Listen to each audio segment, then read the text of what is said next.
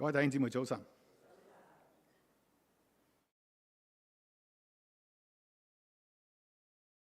謹代表國際差傳協會同大家問安，亦都係多謝梁牧師嘅邀請。今日同大家係講一個新嘅系列，被聖靈充滿。頭先主席已經同我哋講咗，係今日我講個題目係定睛神的榮耀。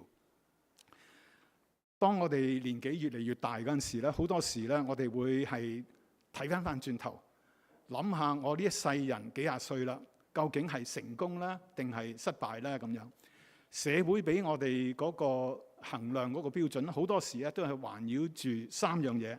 第一就係錢財財富，越有錢就係越成功。第二就係權力，越能夠話事嘅就係越成功。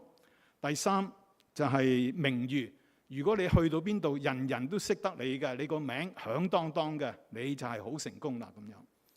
咁但係你同我咧都知道啦，有好多人佢雖然係有錢有面，但係咧或者係佢哋呢個婚姻係破裂嘅，或者係家裏邊咧就係不和嘅，嗰啲子女唔孝順嘅，或者係佢自己做事嗰個手法咧就係好多嘅敵人個個佢冇乜朋友嘅，所以雖然係有錢有面，但係都係唔開心唔快樂嘅。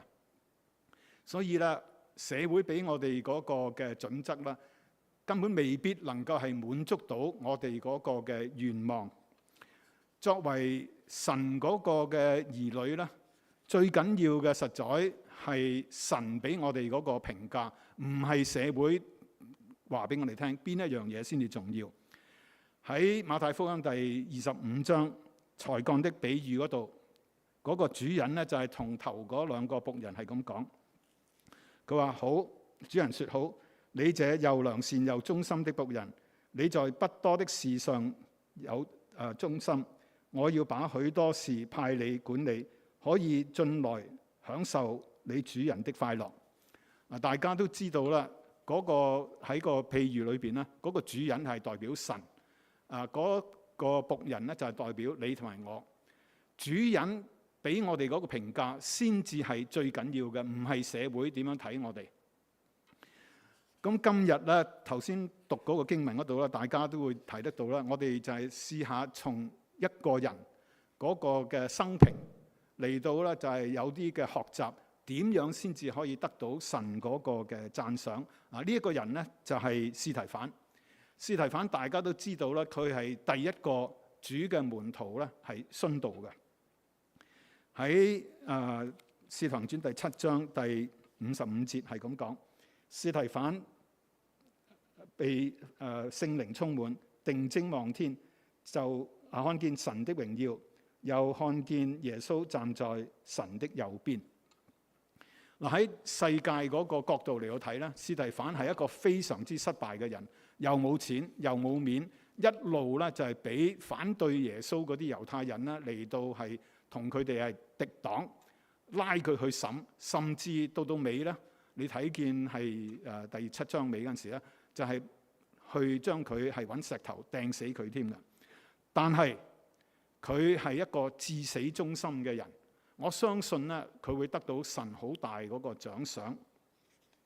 咁所以今日同大家講嗰個嘅大綱啦，好簡單，就係如果我哋係想有一個嘅完美嘅結束，一個 strong 一個 finish well 一個無悔嘅人生。如果睇司提反嗰個生平嘅，最低限度我哋有3點我哋可以學嘅。第一就係被聖靈充滿，第二就係睇到神嗰個嘅榮耀，第三係得到神嗰個嘅讚賞。睇咗第一點先啊，聖靈嘅充滿。首先咧，我哋要知道一下，同大家溫習一下司提反嗰個背景。司提反呢個名咧喺新約裏邊第一次出現咧，就係喺《使徒行傳》第6章。第6章嗰度記載咧，大家如果記得嘅話咧，就係初期教會嗰啲講希臘話嘅弟兄姊妹，就係同嗰班使徒嚟到係有一個投訴，有一個怨言。佢就話分配膳食嗰陣時咧，俾我哋嗰啲寡婦係唔足夠，但係俾講猶太話、希伯來話嗰啲人呢，就係足夠。使徒點樣答佢呢？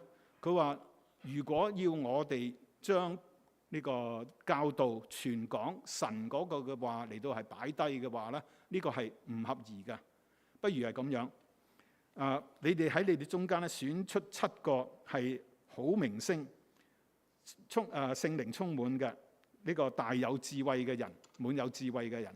咁咧，我哋咧就係委派佢哋負責膳食呢一樣嘢。教會聽到之後覺得呢個係一個好嘅建議，於是咧就喺佢哋中間選咗司提反同埋其餘6個人，就係第一批嘅執事啊。咁咧佢哋咧就係司提反係一個點嘅人咧？就係大有信心、聖靈充滿嘅人，係符合咗係使徒提出嚟嗰個條件嘅。點解司提反係呢個有個好名聲咧？因為佢係實在有呢個行動表現嘅。唔係得個講字嘅。喺第8節係咁記載，司提反滿得恩惠，能力在民間行了大奇事和神蹟。司提反正係因為咧佢有聖靈嗰個嘅能力，所以咧喺呢個民眾之間咧做咗好多嘅神蹟奇事。唔單止係咁樣，佢亦都係一個非常非常有效嘅見證人。當嗰啲反對佢哋嘅猶太人嚟到係話主耶穌唔係彌賽亞嚟嘅，司提反就係嚟到同佢哋係互道嚇。第10節係咁記載，司提反是以智慧和聖靈的話説話，眾人抵擋不住。司提反就係用翻聖靈俾佢嗰個智慧，用翻神嗰個説話嚟到係為主嚟到作見證，講到嗰啲人咧口啞啞，冇得回應，冇聲出嘅。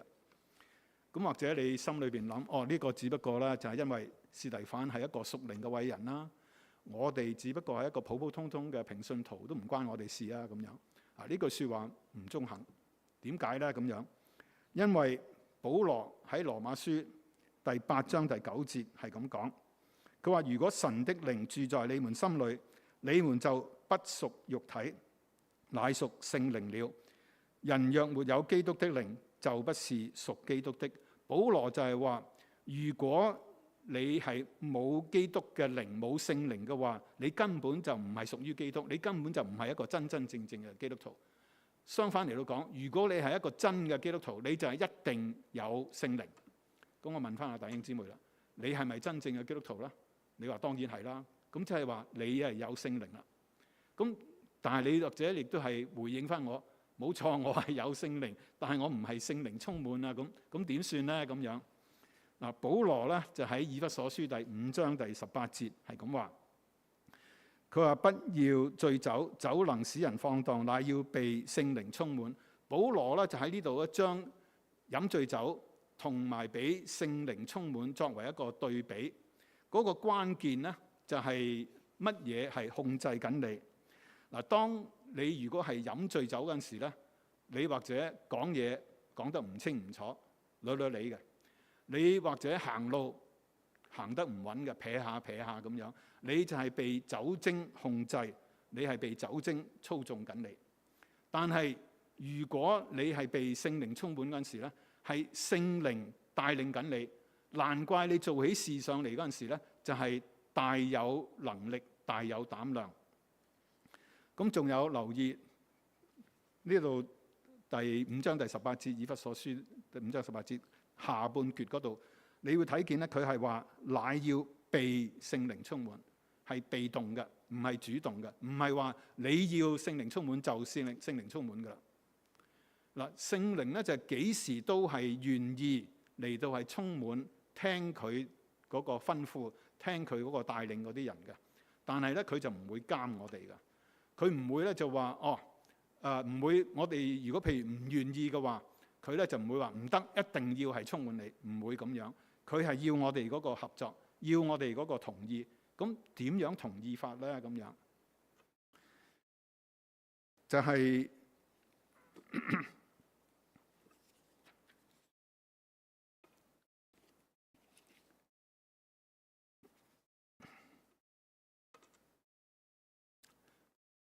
點樣同意呢？就係憑信心。頭先我哋睇呢個司提反嗰個生平嗰陣時咧，我哋已經留意得到咧，佢係大有信心，被聖靈充滿嘅。咁講多一個個案，講多另外一個例子，都係《使徒行傳》嘅第11章24節。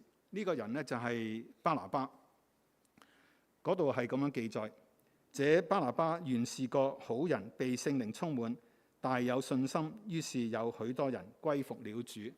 嗱，你會留意得到啦，無論係司提反也好，巴拿巴也好，佢哋咧都係話佢係大有信心，聖靈充滿，係拉埋一齊嘅。即係話如果你係想聖靈充滿嘅，你一定要係有信心。冇信心嘅話，唔會係聖靈充滿嘅。咁啊，仲有係希伯來書第11章，實在係咁講。第6節，佢哋話：人非有信就不能得神的喜悅。原來咧，我哋嗰個基督徒生活咧，就係由頭到尾都係靠信心嘅。初開始嗰陣時，我哋信主係因信稱義，係信心，唔係單單我哋嗰個行動。到我哋信咗主啦，我哋學習呢個成聖嗰個功課嗰陣時，都係靠信心嚟到係行事。咁好啦 ，OK， 知道要係被聖靈充滿，要有信心，仲有冇第二啲嘢咧？有。第三樣嘢咧，就係要同聖靈咧有一個緊密嗰個嘅聯繫。咩意思咧？咁樣，我相信大部分嘅弟兄姊妹咧都係從香港嚟嗰個背景啊。我就用搭電車嚟到係舉一個例。我記得啦，我以前搭電車嗰陣時咧，有陣時咧嗰個車行下，突然之間停咗。咁啊，跟住咧見到嗰個電車司機咧就係落咗車，就攞咗一條好長嘅棍，咁啊就係將佢拎去喺嗰個電車頂上邊咧，另外有一條杆，將佢咧係拎起掛翻喺上邊嗰條電纜嗰度。點解咧咁樣啊？原來咧嗰啲電流咧幾時都係喺嗰個電纜嗰度嘅。但係如果嗰個電車嗰支杆係甩咗出嚟咧，嗰啲電咧就流唔到去嗰個電車嗰度，咁啊冇得喐咯。咁啊同樣地，聖靈咧嗰個力量咧幾時都喺度嘅。但係咧我哋要同佢係有一個聯繫，要同佢係有個 linkage，OK？然後佢嗰個能力先至能夠係流到我哋嗰個生命裏邊。如果係脫咗節，如果我哋同佢係冇相交團契，同佢唔拉楞嘅，佢嗰個能力就冇法子嚟到我哋嗰個生命裏邊。好啦，咁你又再追問啦，咁點樣有呢個聯繫咧、連結咧咁樣？我就再用係聖靈充滿嚟到作為另外舉一個例啊。假設你同埋我嗰個生命咧就係一個玻璃樽，我哋咧就係想嗰個玻璃樽咧就係裝滿咗油。嗱，油咧大家都知道啦，喺聖經裏邊咧好多時就係攞嚟代表聖靈啊，聖靈係高我哋嗰個嘅嗰啲油啊。咁啊，其中一個嘅先決條件就係嗰個樽咧一定要係空嘅，係咪？如果嗰個樽已經本身係裝滿水嘅咧，你就係冇法子倒啲油入去嘅。一定咧就係要將嗰啲油倒，唔係嗰啲水倒晒出嚟，一個空嘅樽，嗰啲油先至可以倒落去。保羅咧就喺羅馬書嗰度，佢第1章第29節，佢係咁講，佢話世人咧就係裝滿了各樣不義、邪惡、貪婪、惡毒，滿心是嫉妒、兇殺、爭競、詭詐、毒恨。嗱，如果你同埋我嗰個生命咧係充滿咗呢啲不潔嘅嘢，呢啲咁嘅罪行，呢啲咁嘅罪孽，我哋污糟邋遢嘅話咧，神冇可能係充滿我哋嘅，一定要係將自己倒空、認罪悔改、乾乾淨淨，神先至可以係充滿我哋。仲有冇第二啲嘢係睇得到嘅咧？有，用翻呢個樽，冇錯，嗰個樽咧可能係空嘅啦，但係咧嗰個蓋一定要扭開。嗱，如果你嗰個空嘅樽，但係扭實咗個蓋咧，啲油一樣倒唔到落去。咩意思咧？即係話咧，我同你嗰個心啊，一定要係向神係開放嘅，要係我哋同神係合作，要係將嗰個心門係打開，邀請願意佢充滿我哋，佢就係先至會係充滿我哋。嗱，咁好快脆就係講咗第一點。咁啊，不過結尾嗰陣時同大家睇埋《使徒行傳》第5章32節，嗰度係咁講：我們為這事作見證，神賜給順從之人的靈聖靈，也為這事作見證。大家留意得到啦，神係賜聖靈俾係順從佢嗰個人 ，OK？ 嗰個力量係俾順從佢嗰啲人。嗰個問題咧就係，究竟你同埋我係咪順從神咧？順從主咧？聽佢嗰個説話，按照佢個説話去做嘅啦。嗰個關鍵啊，就唔係你擁有幾多聖靈，而係咧就係你順從聖靈有幾多。嗱，聖靈咧就唔可以係一個整體嚟嘅嚇，唔能夠係斬件嘅。你唔能夠咧話 OK， 我要少少聖靈，夠我自己得救就得啦嚇，唔好太多。多嗰頭咧，聖靈咧就要我做呢樣做嗰樣，我唔想啊嚇，咁啊就唔好嗱。如果你有咁嘅心態咧，就難怪你係冇能力啦，難怪你係冇嗰個聖靈嗰個力量啦。好啦，好快脆就係睇第二點啦。介紹咗呢個聖靈充滿之後，我哋咧就睇到神嗰個榮耀啦。司提反係聖靈充滿，定睛望天，咁咧就見到神嗰個榮耀。乜嘢叫做神嗰個嘅榮耀？大家或者係記得喺舊約裏邊咧，摩西係曾經同神係有一個咁嘅要求。頭先大家都有讀過啦。佢就話：求你顯出你的榮耀給我看。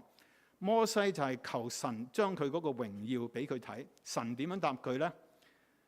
耶和華說：我要顯我的一切的恩惠恩慈，在你面前經過，宣告我的名。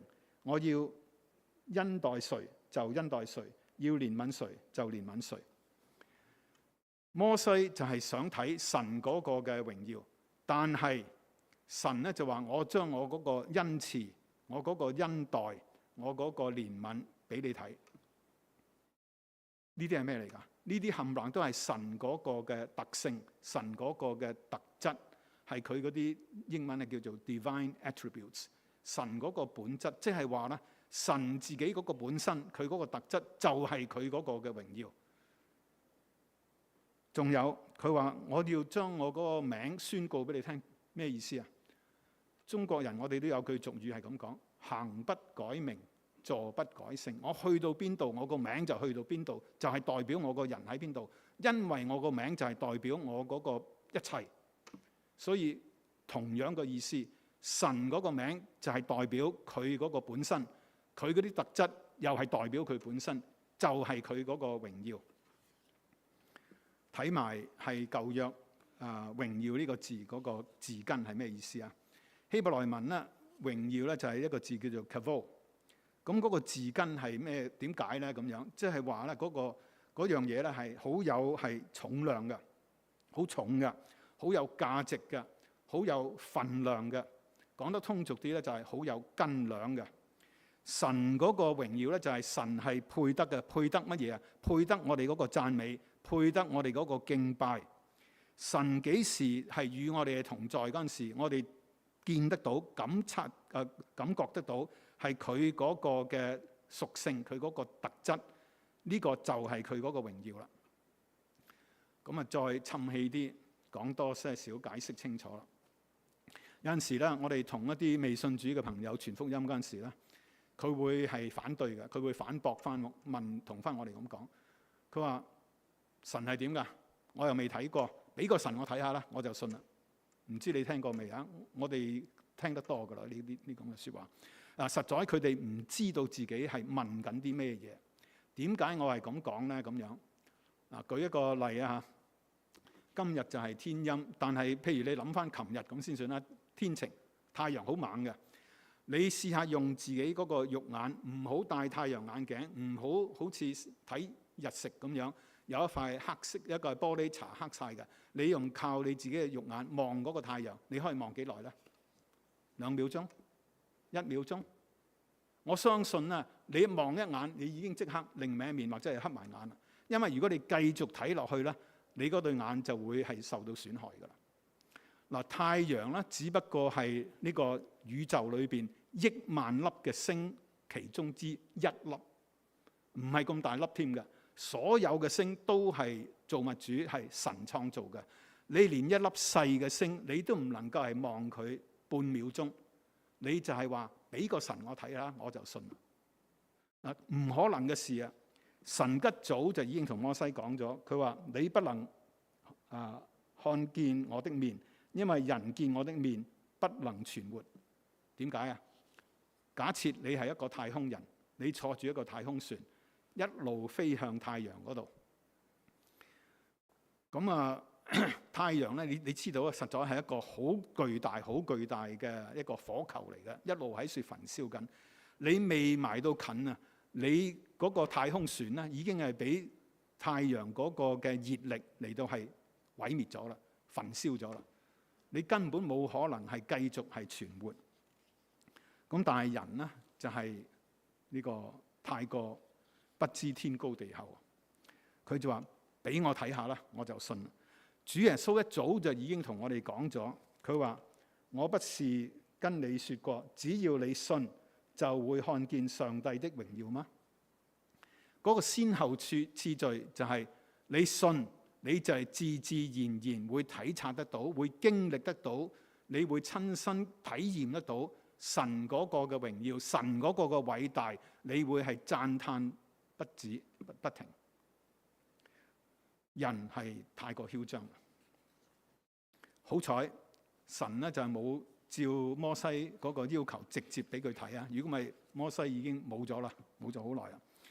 神咧俾佢有一個特別嗰個安排，佢咧就話嗱，我就將你係收埋喺嗰個磐石嗰度，喺個石壁嗰度，我亦都係揾隻手揞住你嗰對眼嚇，咁啊喺你面前經過。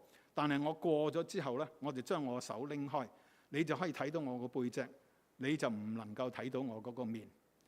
咁啊，果然咧就係，所以摩西睇到神嗰個嘅榮光，但係咧保存佢嗰個性命。咁啊，繼續咧，神就係同摩西係呢個對話，再次係將十誡係頒布俾佢。點解啊？因為原來第一次俾佢嗰個十誡嗰兩塊石板咧，喺金牛事件嗰陣時咧，打爛咗啦已經，所以再次俾佢。咁啊，俾完佢之後，摩西就係攞住嗰個石板就係落山啦。但係聖經係咁記載啊，摩西手拿着兩塊法板下西奈山的時候，不知道自己的面皮因耶和華和他說話就發了光。嗱，原來咧摩西因為同神係相處，係見到佢嗰個榮光。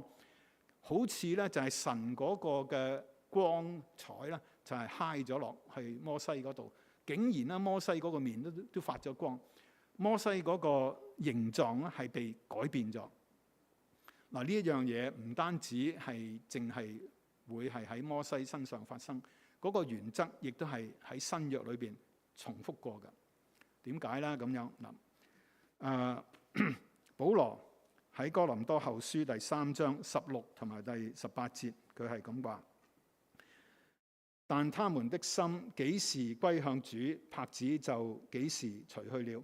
我們眾人既然敞着臉得以看見主的榮光，好像從鏡子裏反照，就變成主的形狀，榮上加榮，如同主的靈變成的。嗰度第16節講嗰個他們咧，就係指舊約嗰陣時嗰啲以色列人、嗰啲猶太人，當佢哋係未信主嗰陣時，佢哋心硬嗰陣時咧，佢咧就好似係有一個帕子，有一個面紗遮住佢個面咁樣，佢睇唔到神嗰個嘅榮光㗎。但係佢哋幾時係歸向主，幾時係信主嗰陣時，嗰個帕子、嗰個面紗就拎走咗，佢哋就可以睇到神嗰個嘅榮光。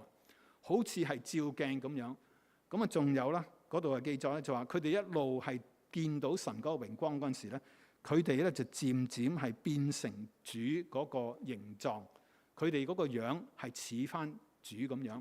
嗰個結果會係點樣呢？咁樣，使徒約翰喺約翰一書3章2節係咁講：親愛的弟兄啊，我們現在是神的兒女，將來如何還未顯明，但我們知道主若顯現，我們必要像他，因為必得見他真體。咩意思呢？即係話咧，我哋冇錯，我哋而家已經係神個兒女啦。如果你係信咗主嘅話，我哋已經係成為神嗰個兒女。但係我哋而家係嗰個會變成點樣咧？冇人知，冇人知道將來會係點樣啊！我哋嗰個唔識得，我哋冇呢個咁嘅能力知道將來係點樣嘅。但係我哋知道嗰個大結局。個大結局係點樣咧？當我哋喺地上嗰個道路係走完嗰陣時，我哋係翻到去見主嗰陣時，見到主嗰個真體嗰陣時咧，我哋嗰個樣會完全似翻晒佢。點解啊？嗱，你同我咧，冇錯，而家已經係信咗主，我哋有一個從聖靈而生嘅一個新我，但係我哋而家仍然有一個老我，有一個舊我喺度。魔鬼亦都時常咧就係利用、使用我哋嗰個舊我咧，想煽低我哋，令我哋犯罪，與神係疏離。但係當我哋係見到主嗰陣時，主就會將我哋嗰個舊我嗰個罪性根絕，徹底消除，拎走咗。我哋喺天堂冇罪性嘅，我哋剩翻落嚟嘅，淨係得我哋嗰個新我。難怪我哋就似翻主耶穌嗰個樣。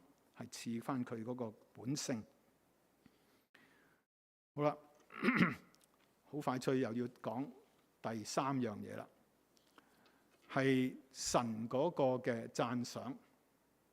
你或者心裏邊諗緊，頭先明明我讀咗呢個第7章讀到尾嘅喎，幾時有記載到係神係讚賞司提反啊？嗱，呢個冇錯。唔係白紙黑字寫出嚟嘅，但係唔係我作出嚟嘅，係我一個合理嘅推論嚟嘅。合唔合理呢？我自己覺得合理啦，但係解釋俾大家聽，你聽完睇下合唔合理啦。第7章55節嗰度係咁講：又看見耶穌站在神的右邊，就說：我看見天開了，人子站在神的右邊。嗱，喺新約裏邊記載主耶穌喺天父嗰個右邊嗰陣時咧，其餘嗰啲經文嗰個記載咧，全部都係話佢係坐喺神嗰個嘅右邊嘅。例如係馬可福音第16章，主耶穌和他們說完了話，他們係指佢嗰班門徒，後來被接到天上，坐在神的右邊。路加福音第22章，人子要坐在神權能的右邊。哥羅西書第3章，坐在神的右邊。希伯來書第10章，在神的右邊坐下。12章，坐在神寶座的右邊。次次都係話坐喺度嘅。咩意思啊？坐喺度即係話佢已經係完成咗個工作，唔再需要走嚟走去東奔西跑，各城各鄉嚟到係傳講嗰個拯救罪人嗰個嘅福音。佢已經喺十字架上邊釘死咗，復活，而家翻去主身邊啦。佢完成咗工作，佢可以坐低啦。右邊咧咁樣，右邊就係嗰個榮耀榮譽嗰個嘅首席。大家都知道主耶穌嗰個身份係乜嘢？佢原本就係三位一體個真神嘅第二位，父子聖靈與神係同等嘅。但係當佢係承當起係拯救罪人呢個使命呢個任務嗰陣時咧，佢就係道成肉身，降生成人，披上係奴僕嗰個樣式，將一切所有嘅榮耀擺低晒。但係當佢係完成任務翻去到主身邊嗰陣時，主就係將佢原本應得嘅、配得嘅，從亙古到永恆都有嘅嗰個榮耀係俾翻佢，所以佢坐翻喺係呢個神嗰個嘅右邊。但係點解當司提反見到主嗰陣時，佢係企喺度，唔係坐喺度嘅？嗱，我相信咧，就係主係佢睇見主係企喺度咧，係俾主係俾司提反嗰個鼓勵，同埋係歡迎，係預備迎接佢個僕人翻到去佢嗰個身邊。點解係咁講咧？睇下保羅自己嗰個嘅經歷啊！喺《使徒行傳》第23章，當夜主站在保羅旁邊說：放心吧，你怎樣在耶路撒冷為我作見證，也必怎樣在羅馬為我作見證。睇埋提後第4章，唯有主站在我旁邊，加給我力量，使福音被我盡都傳明，叫外邦人都聽見。我也從獅子口裏被救出來。保羅係記載咗係話2次主係企喺佢嘅身邊，就係叫佢係放心。主係俾佢係力量，主係叫佢唔使驚。我既然叫得你做我個見證，所以無論喺耶路撒冷也好，去到羅馬都好，我會係與你同在。一路係加力量俾你，直至到你能夠係完成任務，完成你嗰個使命。所以我相信啦，當司提反睇見主企喺度嗰陣時，主亦都係鼓勵緊司提反，叫佢係話繼續努力，堅忍到底，唔使驚，我加添力量俾佢。我亦都相信，正係因為咧，司提反將會係呢個被石頭掟死噶啦。佢好快脆就係已經係要殉道，翻到去天父嗰度噶啦，翻到去主嗰度噶啦。主係企喺度迎接佢嗰個僕人。仲有一樣嘢同大家講埋嘅，又係推論嚟嘅。咁啊，你睇下推論合唔合理啦？聖經裏邊冇點名嚟到講到明咧，就話呢個司提反會得到好大嗰個嘅賞賜。但係我相信呢個會係佢嗰個結果。點解咧？咁樣，我相信主會俾佢唔同嘅冠冕。第一節我哋睇嘅嗰個根據係提後，保羅係咁講：從此以後有公義的冠冕為我存留，就是按着公義審判的主，到了那日要賜給我的。不但賜給我，也賜給凡愛慕他顯現的人。保羅咧就話，到佢死嗰陣時咧，主會賜嗰個公義嘅冠冕俾佢，但係唔係淨係俾佢，亦都係賜俾嗰啲愛主顯現嘅人。司提反愛唔愛主顯現呢？我相信佢係愛慕主顯現嘅，我相信佢係亦都會得到公義嘅冠冕。另外一節，雅各書第1章第12節，忍受試探的人是有福的，因為他們經過試驗以後，必得生命的冠冕。這是主應許給那些愛他之人的。主亦都會係賜嗰個生命嘅冠冕，係俾受試煉、受試探嘅人。賜俾嗰啲係愛主嘅人。司提反愛唔愛主咧？我亦都係毫無疑問，司提反係非常非常愛主嘅人。我相信佢亦都會得到生命嘅冠冕。仲有一節經都係講生命嘅冠冕嘅，喺啟示錄。啟示錄第2章，咁啊呢一段說話咧，就係主對同士每拿教會講嘅。但係我相信咧，嗰個原則同樣應用喺個別嘅基督徒嗰個身上。嗰度係咁講：你將要受的苦，你不用怕。魔鬼要把你們中間幾個人下在監裏，叫你們被試煉。你們必受患難10日。你務要至死忠心，我就賜給你那生命的冠冕。司提反有冇受到患難呢？當然有啦。佢有冇至死忠心呢？有。大家已經睇咗啦。第7章《使徒行傳》第7章尾，推佢出去城外揾石頭掟死嘅，佢已經殉咗道啦。我相信佢會係得到生命嗰個冠冕。嗱，我同大家係講司提反嗰個榜樣，佢嗰個模範，我知道唔係咁容易學，好艱難嘅添。嗱，但係雖然我哋冇司提反咁大有信心，雖然我哋冇佢咁大嗰個恩賜，我哋嗰個能力係少，但係如果我哋學住佢嗰個榜樣，學住佢嗰個模範，朝住同樣嗰個方向嚟到係走，努力嘅，我哋同樣都會得到神嗰個嘅允許，佢嗰個應允，佢嗰個讚賞。臨到尾結束嗰陣時，同大家溫習一下今日講咗啲咩嘢啦。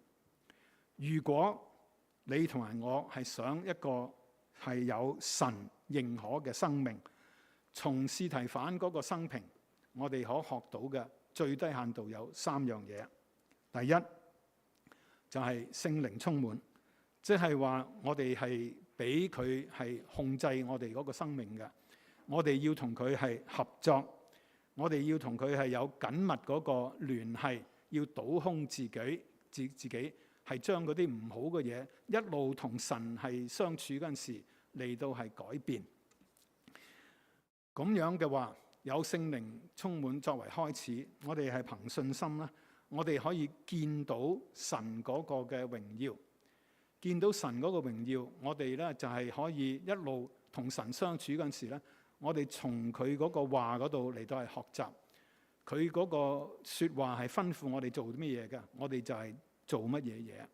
咁咧就好似咧就係一路係雕琢磨練我哋嗰個生命裏邊，將嗰啲唔好嘅嘢逐漸係消除咗，我哋嗰個樣就係越嚟越係似主嗰個肖像，我哋更加係似見到佢嗰個榮耀，佢嗰個榮耀改變我哋係似翻基督嗰個形狀。到尾我哋會得到神嗰個嘅讚賞。剩翻落嚟嘅就係嗰個挑戰，究竟你同埋我願唔願意係放棄我哋嗰個控制權，倒空自己咧？定係我哋有個咁嘅諗法，條命係我嘅，只係有我一個人能夠係話事，其餘嗰啲人千祈唔好插手，唔好又呢樣又嗰樣，我淨係聽自己講嘅啫，連神都唔能夠叫我係管我啲嘢。唔好有咁嘅心態，如果咁就弊家伙噶啦！一定係要倒空自己，將自己嗰個生命嗰把交椅嗰個王座交翻俾主耶穌基督，交翻俾聖靈，咁樣先至係嗰個方法。第二，有冇係攻克己身，叫身服我？你睇埋保羅嗰個嘅例啊，保羅一世人呢，好嚴謹。嚟到咧就係嗰個紀律 discipline self discipline， 一路咧佢好謹慎咧，就千祈唔好係功虧一簣。有啲咩嘢係行差踏錯咧，就係所有嘅獎賞，所有神嗰個關係係破裂咧，咁就弊家伙啦。你同我有冇嗰個紀律咧？有冇係呢個攻克己身咧？第三，忍耐到底，好緊要，好緊要。我見到有啲弟兄姊妹咧，初信主嗰陣時好熱心，非常好 ，OK。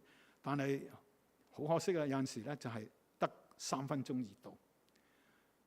一遇到係初嗰陣時咧係好做呢樣做嗰樣，但係一遇到有困難、有挫折、有試探、有敵對佢嗰個人、有壓力嗰陣時，佢咧就係放鬆啦，擺低啦，千祈唔好，幾時都係我哋要係忍耐到底。嗱，如果我哋係接受呢個挑戰嘅話咧，我相信到尾我哋見到主面嗰陣時，我哋同主係交賬嗰陣時，主亦都會同我哋講：你係一個又良善又忠心嘅僕人，唔係。呢個世界話俾我哋聽，有錢有面嗰啲嘢唔緊要㗎，嗰啲嘢係過眼雲煙嚟嘅，一陣就冇咗㗎啦。唯有神嗰個嘅獎賞，神嗰個嘅認同先至係永恆嘅。如果你同我願意係倒空自己，將個主權交翻俾聖靈，交翻俾佢嚟到帶領，讓佢充滿我哋，我哋一齊嚟到去走天路，呢個就係正確嗰個方法。我哋低頭同心禱告。親愛主，我哋恭敬嘅嚟到你嗰個面前，我哋感謝你俾咗司提反呢一個嘅榜樣俾我哋。我哋知道係艱難，一啲都唔容易，但係我哋相信經裏邊記載每一樣嘢都係為咗我哋嗰個益處。我哋知道我哋力量微小，但係我哋所信嘅主，我哋所信嘅神，你嗰個力量係非常非常之大。我哋冇嘢係做得到嘅，你就係樣樣嘢都係做得到。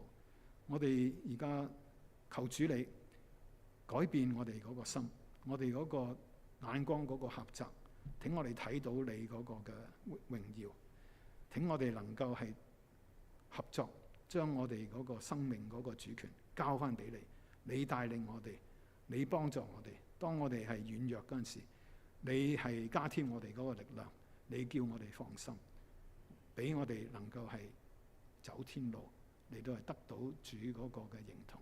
多謝你嘅恩典，奉救主耶穌基督得勝嘅名求，阿門。